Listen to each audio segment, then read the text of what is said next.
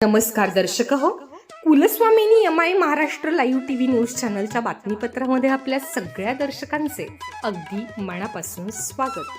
आपण पाहत आहात Kulswamini MI Maharashtra live TV news. जय महाराष्ट्र। सर, जिल्हा अतिरिक्त सत्र न्यायालयाचे आज भव्य आणि दिव्य इमारतीचं उद्या शुभारंभ म्हणजे उद्घाटन होणार आहे। त्या अनुषंगाने तुम्ही बार असोसिएशनचे एक अध्यक्ष म्हणून तुमची आज तालुक्यात ओळख आहे, कारण कायदा सुव्यवस्था टिकवण्यासाठी प्रत्येक नागरिकाने कर्तव्य व जबाबदारी जर पार पाडली तर जीवनात येणाऱ्या कठोर संकटाला सामोरे जावे लागणार नाही आणि आपल्याला वेळेत न्यायदेवतेला शोभतील असे तुम्ही न्यायदेवतेपुरती पक्षकारांचे विचारमय मांडून त्या पीडित कुटुंबियांना न्याय देण्याचं एक महान कार्य तुम्ही आजपर्यंत केलेलं आहे। आणि आज उद्या होऊ घातलेल्या रविवारच्या म्हणजे शुभमुहूर्तावरती आज भव्य आणि दिव्य इमारतीचं उद्या उद्घाटन होत आहे। त्या अनुषंगाने आपल्या मनाला काय आनंद आणि काय म्हणजे मनामध्ये काय प्रकट तुम्हाला काय अत्यानंद वाटतो आहे? अर्थातच मला एक खेड बार असोसिएशनचा अध्यक्ष म्हणून आनंद तर होतोच, पण मला अभिमान याचा आहे की मी आज एक साधारण 1000 वकिलांचं प्रतिनिधित्व करत आहे। माझ्या यापूर्वीच्या अध्यक्षांनी या बिल्डिंगसाठी फार मोठे कष्ट घेतले, किंवा कार्यकारिणी असेल किंवा आमचे ज्युनियर वकील असेल, या सर्वांनी फार मोठे कष्ट घेतले। त्यांनी पाया भरला आहे आणि कळस लावायचं काम माझ्या रूपाने आज तिथे होते, तर त्याबद्दल मी खूप अभिमानी आहे आणि माझं खरंच भाग्य आहे असं मी समजतो।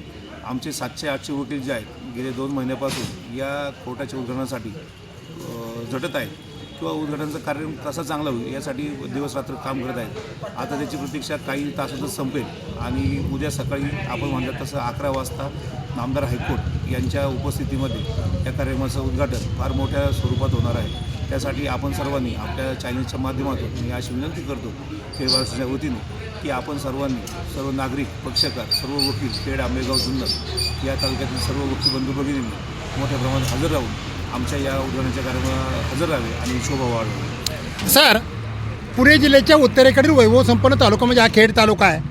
ही संतांची भूमी आहे, मंतांची भूमी आहे आणि या ठिकाणी डोंगर दऱ्यामध्ये राहणारे आदिवासी बांधव असतील, सर्वसामान्य गरीब असेल आणि होणाऱ्या अन्याय अत्याचाराला सडेतोड उत्तर मिळण्यासाठी उद्या ज्या भूमिपूजनाचं एक मोठं दिव्य आणि म्हणजे उद्घाटन होणार आहे, त्या अनुषंगाने ह्या खेडवासियांना कशा पद्धतीने त्याचा लाभ आणि फायदा होणार आहे?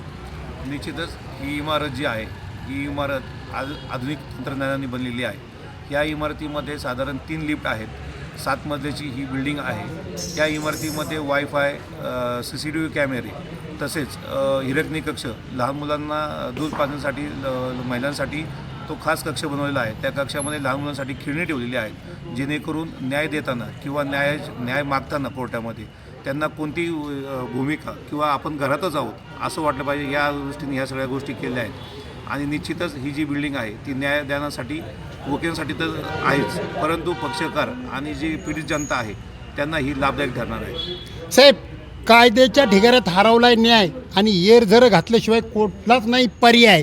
तर आता एवढ्या मोठ्या अतिरिक्त जिल्हा सत्र न्यायालयामध्ये सर्वसामान्य गोरगरिबांना खऱ्या अर्थाने न्याय मिळेल काय? 100% न्याय मिळेल, कारण आमची जी जुनी इमारत होती तिथे 10 कोर्ट कार्यरत होते। आता ह्या नवीन कोर्टामध्ये 10 कोर्ट आहेत, असे एकूण मिळून आता आपल्याकडे सोमवारपासून 20 कोर्ट कार्यरत होणार आहे। उत्तर पुणे जिल्ह्यामध्ये पुण्यानंतर बारामतीनंतर आपला पहिला नंबर लागतो आणि आपली जी बिल्डिंग आहे ती एकदम मी मगाशी सांगितलं आधुनिक तंत्रज्ञानाने लेस आहे, त्यामुळे सर्व गोष्टी ज्या आहेत ते ह्या बिल्डिंगमध्ये आहेत आणि ही इमारत पाहण्यासारखी आहे। इमारत पाहण्यासारखी आहे म्हणजे नागरिकांना सोयीसुविधा जे शासन पुरवतं, तर हे नेक्स्ट लेवलची बिल्डिंग आहे। त्यामुळे आपण सर्वांनी पक्षकारांनी, वकिलांनी या बिल्डिंगमध्ये काम करण्याचा अनुभव घेतल्यानंतर त्यानंतरच आपण आम्हाला तुमच्या कल्पना देताल की ही बिल्डिंग खरंच चांगली झाली आहे। सर, आपलं नाव सांगा ना सर। मी ॲडव्होकेट वैभव कर्वे, अध्यक्ष खेड वकील संघटना। सर, आपलं नाव सांगा। ॲडव्होकेट माणिक बाजीराव पाटोळे, ज्येष्ठ विधिज्ञ, विधी कायदेतज्ञ, वकिली करतोय। अत्यंत आनंदी क्षण मी आज उपभोगतो। सर, आपलं नाव सांगा। ॲडव्होकेट नवनाथ किसन गावडे, माजी खेड बार असोसिएशन अध्यक्ष। सर, आपलं नाव. ॲडव्होकेट देवीदास शिवराज शिंदे पाटील, माजी अध्यक्ष खेड तालुका बार असोसिएशन। साहेब, आपलं नाव सांगा।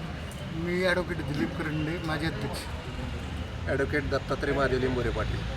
सर, अध्यक्ष साहेब, तुम्ही आताच सांगितलेलं आहे की विज्ञान आणि तंत्रज्ञानाच्या साहाय्याने जग प्रचंड प्रगतीपथावर गेलेलं आहे। धावण्याला धावणं होत आहे, पण योग्य ठिकाणी पोहोचणं तसंच राहून जात आहे। परंतु आज काय झाले की हुतात्मा राजूंच्या पदस्पर्शाने पावन झालेल्या मातृभूमीमध्ये आज काय केलेलं की एवढी मोठी दिव्य आणि भव्य इमारत झाल्यामुळं सर्वसामान्याच्या म्हणजे गरिबाच्या मुळाशी जाऊन समाजकार्य करून वकील संघटना गरिबाला न्याय मिळवून दिल्याशिवाय राहणार नाही. जय हिंद, जय महाराष्ट्र. घोडके पत्रकार, महाराष्ट्र लाईव्ह TV न्यूज. जय हिंद, जय महाराष्ट्र.